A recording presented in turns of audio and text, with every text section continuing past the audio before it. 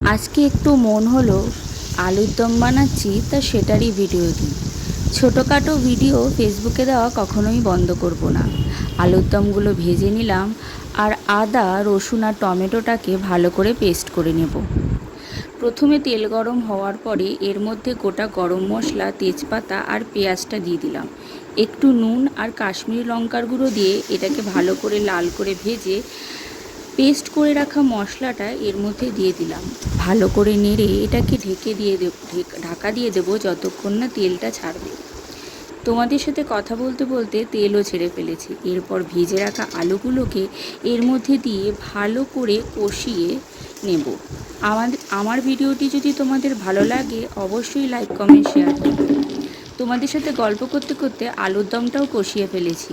তারপরে এর মধ্যে জল দিয়ে দেব। কিছুটা জল ফ্রেশ অ্যাড করেছি, কিছুটা মশলার জল অ্যাড করেছি। আর তোমাদের সাথে কথা বলতে বলতে ম্যাজিক করে আলুর দমটাও তৈরি হয়ে গেল। সময় খারাপ থাকলে টিকটিকিতেও লাথি মারে।